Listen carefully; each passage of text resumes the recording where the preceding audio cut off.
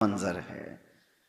परेशान आदमी है, आया और उसके नामे अमाल तोले जा रहे थे। फरिश्ते गजब में, फरिश्ते जरा बराबर इधर से उधर नहीं कर सकते, जितना उनको हुक्म दिया गया वो कर रहे हैं।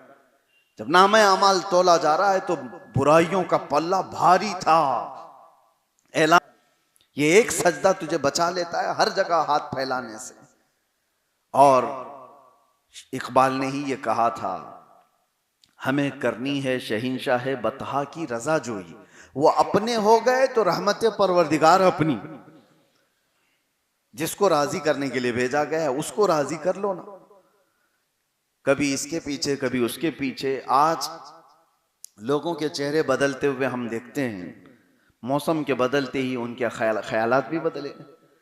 आज ये पार्टी हुकूमत पर बैठी हुई है तो इनकी रजा में बात करो, इनके कसीदे पढ़ो। कल ये निकल गए तो दूसरे के लिए, और फिर वो निकल गए तो तीसरे के लिए। लेकिन एक बात याद रखना कि पहली वाली भी तुमसे नाराज है, दूसरी भी नाराज है, हो सकता है तीसरी का वक्त खत्म होते वो भी नाराज है। तुम अपनी जिंदगी के अच्छे अयाम उनकी तारीफ किए, लेकिन उनके जाने के बाद वो नाराज ही रहे। लेकिन मैं आपको बताता हूं, कयामत का मंजर है। तुम यहां पर 10-10 साल हुकूमतों की चापलूसी करते रहे, किस वजह से? सिर्फ उनका पावर, उनकी ताकत और उनका नशा देख करके। और उनके जाने के बाद फिर दूसरे की तारीफ करते रहे। और ये पहले वालों ने याद भी नहीं रखा तुमको कि कब तारीफ किए थे तुमने, भूल गए, छोड़ दिया गया। नेता के लिए जितनी मेहनत किए हुए बेचारे गली गली जा करके, वो जब कुर्सी पर आए तो कार्यकर्ताओं को भूल गए। भाई कुर्सी हमारी है, तुम्हारा क्या है? तो दरवाजे तक जाने का मौका भी नहीं मिलता बेचारा, जो दिन रात इलेक्शन में भाग रहा था, वक्त ही नहीं दिया जाता उसको भी। लेकिन एक मंजर मैं आपको बताता हूं, कयामत का मंजर है। परेशान आदमी है, आया और उसके नामे अमाल तोले जा रहे थे। फरिश्ते गजब में, फरिश्ते जरा बराबर इधर से उधर नहीं कर सकते, जितना उनको हुक्म दिया गया वो कर रहे हैं। जब नामे अमाल तोला जा रहा है तो बुराइयों का पल्ला भारी था। ऐलान होने वाला था, फला बिन फला जहन्नम में जाएगा, औंधे मुंह खींचा हुआ। उसी वक्त ताजदार मदीना सल्लल्लाहु अलैहि वसल्लम तशरीफ लाते हैं। फरिश्तों से कहते हैं, रुक जाओ, उसका फिर से तोलो, इसके अमाल फिर से तोलो। फरिश्तों को हुक्म हुआ, रसूल कायनात सल्लल्लाहु अलैहि वसल्लम, उन्होंने फिर से उसके आमाल रखे, नेकियां एक पल्ले में, बुराइयां एक पल्ले में।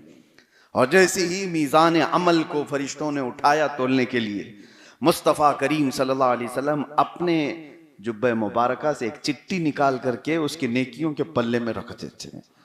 और फरमाया गया, अचानक वो नेकियों का पल्ला इतना भारी हो गया, इतना भारी हो गया कि बुराइयों का पल्ला दिखाई नहीं। फरिश्तों ने ऐलान किया, फला बिन फला नेकियों के भारी होने पर जन्नत की बशारत दी जा रही है। अब वो आया, कदमों में घिरा, कहा रसूल पाक सल्लल्लाहु अलैहि वसल्लम से, क्या ऐसी चीज थी जो मेरी इस नामे अमाल पर रख दी गई? कौन सा ऐसा अमल था? मैं तो गया था, खसारे में था, मैं जहन्नम में जाने वाला था, आपने मेरा कौन सा ऐसा अमल रखा? हुजूर अकरम सल्लल्लाहु अलैहि वसल्लम फरमाते हैं, याद है एक रात ऐसी थी जब लोग सो रहे थे और तन्हाई में तू मुझे याद कर एक बार दुरूद पढ़ा था, मुझे याद करके तूने दुरूद पढ़ा था, वो मैंने महफूज रखा था। इसका ये सच्चा दुरूद है, बस वो एक दुरूद मैंने यहां पर रखा और तेरी बख्शिश का जरिया बन गया। ये है उनको राजी करने का असर, जिसको राजी करने के लिए हमें दुनिया में भेजा गया। तुमने उनको राजी किया तो वो कयामत के दिन भी तुम्हें फरामोश नहीं करते। ये नहीं कि आज रसूल करीम सल्लल्लाहु अलैहि वसल्लम का उस दिन हाल क्या होगा। अर्श हक है मसनद रिफात रसूलुल्लाह की, देखनी है हश्र में इज्जत रसूलुल्लाह की। वो जहन्नम में गया जो उनसे मुस्तगनी हुआ, है खलीलुल्लाह को हाजत रसूलुल्लाह की।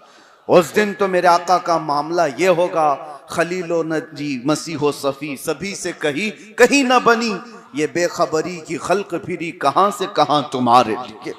मुस्तफ़ा करीम सल्लल्लाहु अलैहि वसल्लम की इज्जतों का हाल तो क़यामत के दिन वो होगा कि हर कोई आपकी शान और आपकी रिफात के चर्चे बोल रहा होगा, हर नबी कह रहा होगा इज़हबू इला गैरी, मगर सिर्फ मेरे नबी के लबों पर होगा अना लहा, मैं तुम्हारी सिफारिश के लिए हूं, मैं तुम्हारी शफाअत करूंगा।